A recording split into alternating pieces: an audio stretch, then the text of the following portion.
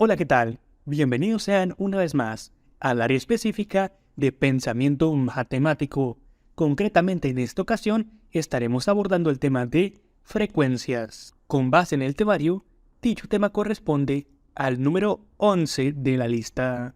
Actualmente, la estadística y probabilidad juegan un rol muy importante en nuestra sociedad, tanto así que a nivel mundial o nacional existen una diversidad de institutos u organismos que se encargan de recopilar datos para su posterior análisis y estudio.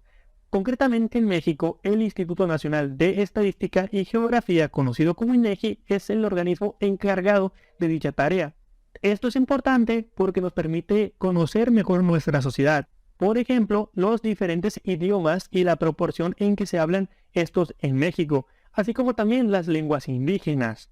Además, hoy concretamente con el coronavirus es importante llevar una estadística del nivel de contagio, las personas que han fallecido lamentablemente, entre otros datos importantes.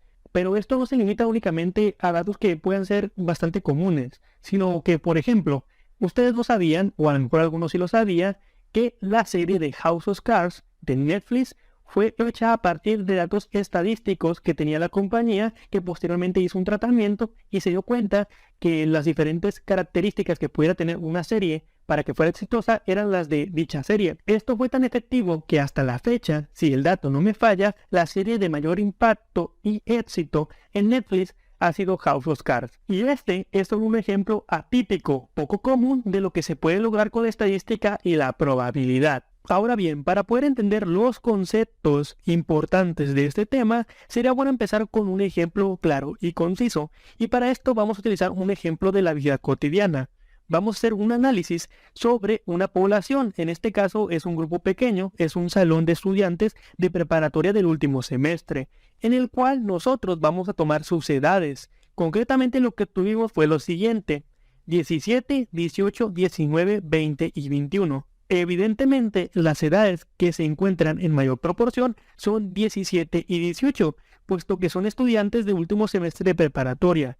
Pero además tenemos de 19, que tampoco es raro. Lo que sí pudiera ser raro son de 20 o 21, pero realmente el rango de edades no importa. Vamos a hacer un análisis para estudiar los conceptos importantes, así que continuemos.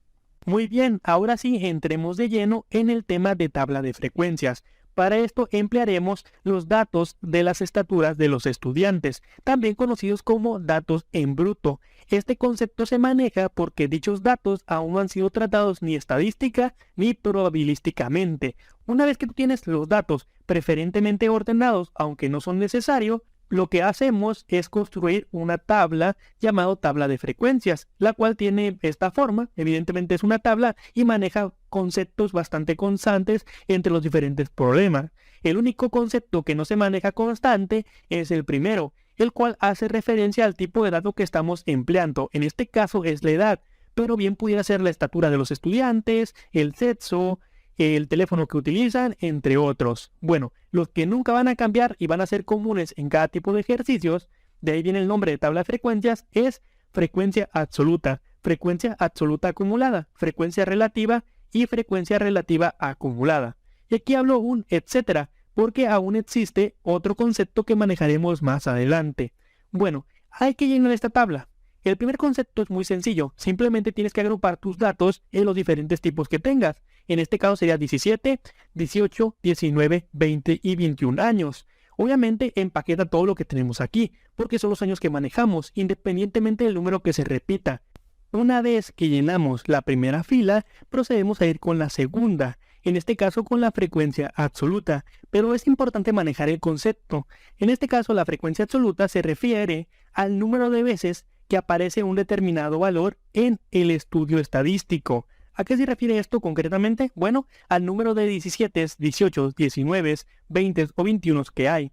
Si contamos, vemos que 17 hay 14, 18 hay 20, 19 hay 6, 20 hay 3 y 21 hay únicamente un 1. A eso hace referencia, al número de veces que se repite pues dicho valor.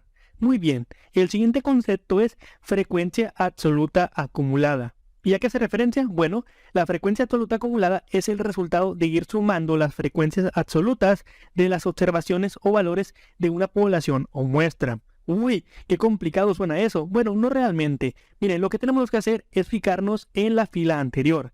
Primeramente, para llenar el primer cuadro es igual a 14, porque copia al primero. Se supone que es la suma de las frecuencias. ¿Con quién tengo que sumar el 14? Bueno, con el siguiente valor de frecuencia absoluta. 14 más 20 queda 34. Después, este 34 le tienes que sumar los 6 de la siguiente columna, que en este caso sería 34 más 6 queda 40. Una vez que tienes este valor, le sumas la que sigue. 40 más 3 da 43. Finalmente 43 más 1 da 44. Y sí, básicamente es la suma de las frecuencias, pero llevan este orden de zigzag, así que no se equivoquen. Nada difícil realmente.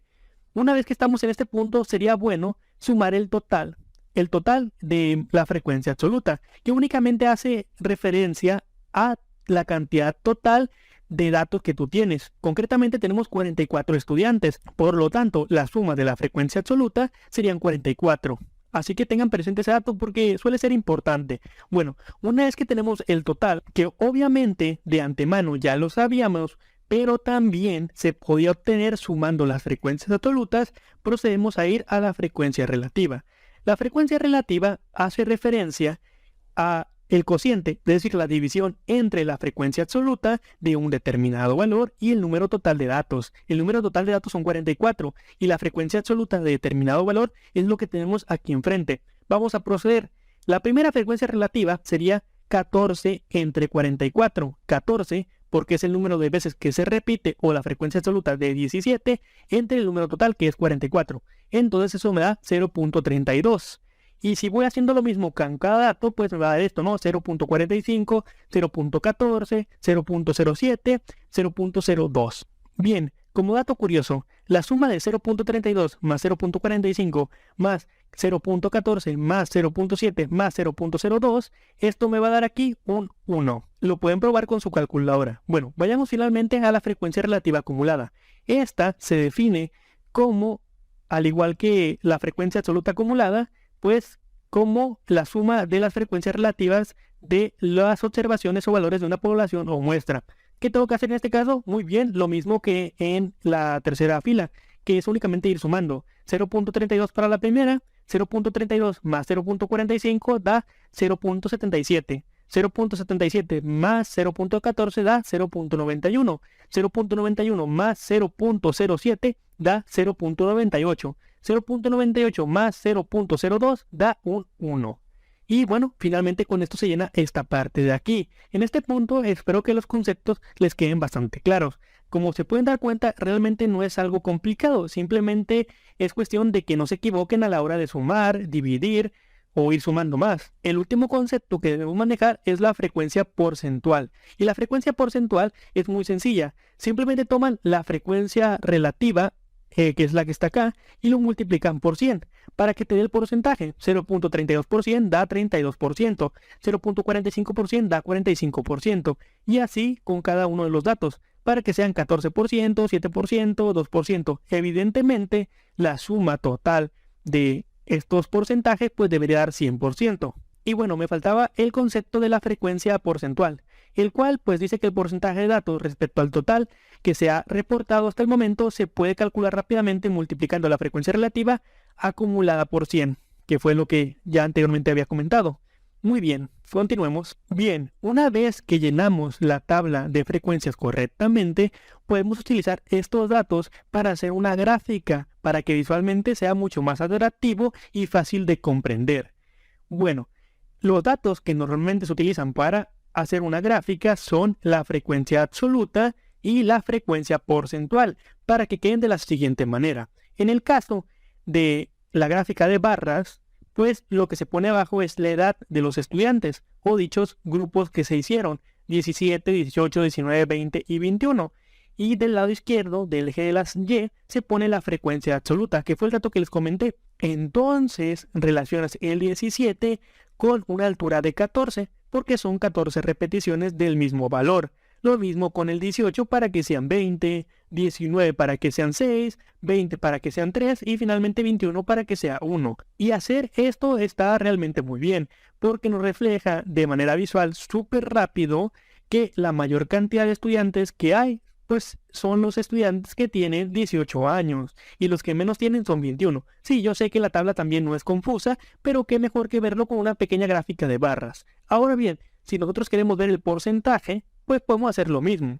Esto sería porcentaje con gráfica de barras, para que abarque del 0 al 100%, pero como nuestro mayor dato da 45, no tiene caso que la gráfica pues esté más alta, ¿no? En este caso va de 0 a 50% y observamos que la edad de 18 años de los estudiantes abarca el 45% de la clase, siendo el único estudiante de 21 años que abarca simplemente un 2%. También el segundo grupo más grande son los estudiantes de 17 años con un 32%. En lo que respecta a mis gustos, la gráfica que más me gusta es la de frecuencia porcentual porque me enseña los porcentajes. Por supuesto que también tener los datos en bruto es importante. Pero bueno, una última gráfica que podemos probar es la gráfica de pastel. Esta simplemente tiene forma de pastel o círculo y aquí nos indica los porcentajes para cada edad, pero obviamente en forma de círculo. Y aquí pues te puedes dar cuenta ya no solo de altura, sino más bien por porcentaje tomado del círculo, que el 45%, que son los estudiantes de 18 años, pues básicamente es la rebanada de pastel más grande. Muy bien, en este punto creo que ya te he enseñado todos los conceptos que necesitas manejar para dominar este tema. Ahora ya que establecimos todas las definiciones que teníamos que ver respecto a la frecuencia, pues sería importante llevarlo a la práctica, ¿no? En la cual nos dicen, la gráfica presenta la frecuencia absoluta, concepto que ya vimos, de número de hijos en una muestra de 22 familias. Y nos preguntan, ¿cuántas tienen más de un hijo? Y bueno, aquí tenemos nuestra pequeña gráfica. Primero hay que aprender a leerla.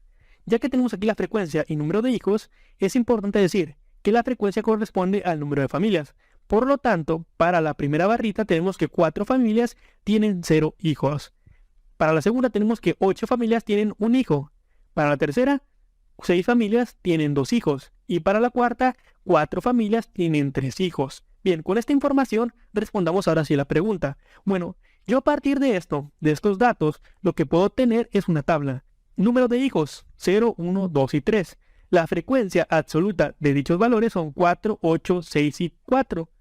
Entonces la pregunta es, ¿cuántos tienen más de un hijo? Bueno, esto es bastante sencillo, porque más de un hijo corresponde a 2 o 3 hijos. Entonces únicamente suma la frecuencia de dichos valores. En este caso son 6 y 4. Por lo tanto, la respuesta viene siendo 10. Excelente. Espero que no se hayan confundido un poco y que aprendan a aplicar los conceptos que ya vimos. Básicamente, simplemente como repaso, tenemos que el número de hijos mayores a 1 son 2 y 3, ¿verdad? Porque 0 no es mayor a 1 y 1 pues no es mayor a 1, es simplemente un 1. Tenemos 6 familias que tienen 2 hijos y 4 familias que tienen 3 hijos. Por lo tanto, existen 10 familias que tienen más de 2 hijos. Excelente. Continuemos con el siguiente ejercicio.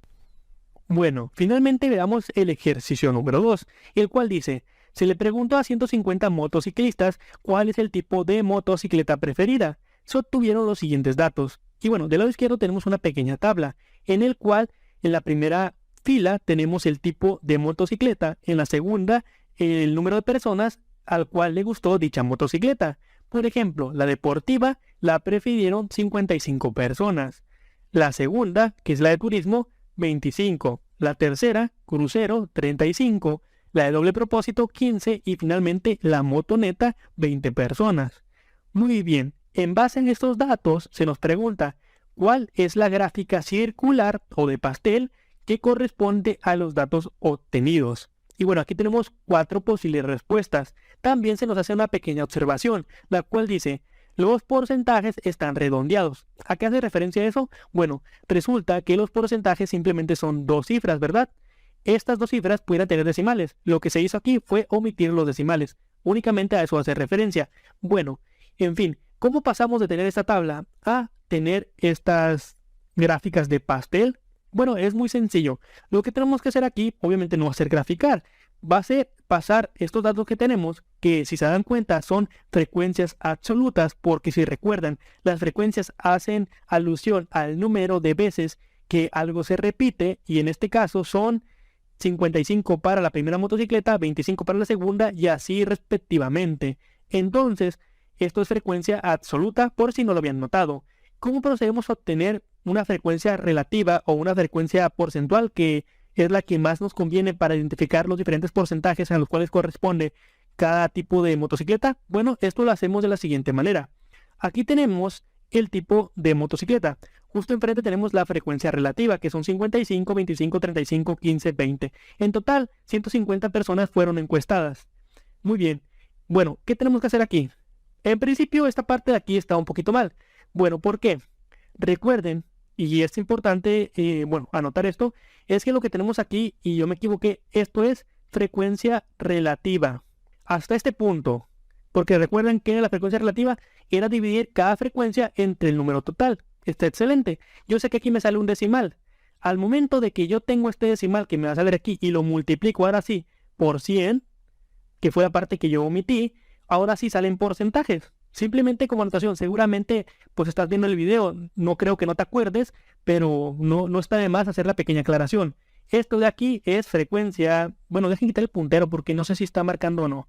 Puntero y voy a marcar con esto. Bueno, esto de aquí es frecuencia relativa y multiplicado por 100 es frecuencia porcentual, que son los que aparecen aquí. Una vez que tú tienes la frecuencia y posteriormente la frecuencia porcentual, pues lo que haces es sacar una tablita o simplemente una pequeña anotación para que finalmente podamos comparar. Y yo les pregunto en este punto, si ya tenemos la frecuencia porcentual de cada motocicleta, ¿cuál gráfica de pastel es más adecuada o cuál es la adecuada? Bueno, la deportiva es 37, entonces la tenemos aquí únicamente. La de turismo es 17. Esta aparece aquí con la segunda, pero obviamente también aparece en la primera y sabemos que no va a ser la primera y que no pueden ser las demás porque la deportiva aquí es 43, deportiva aquí es 43 y aunque 17 A y B la comparten, pues en turismo la deportiva es 37. O sea, definitivamente va a ser la C. Sin tanto rollo, porque luego hablo y hablo como perico. En fin, el asunto está en que va a ser la C porque obviamente todas coinciden. Entonces la respuesta correcta es C. Muy bien, para finalizar, ahora sí, la tarea es la siguiente. Tienen aquí 2 ejercicios. Practiquen y en la descripción del video dejaré las respuestas por si alguien quiere compararlas. Bueno, por mi parte es todo. Les deseo mucho éxito en su examen de admisión y nos vemos en el próximo video.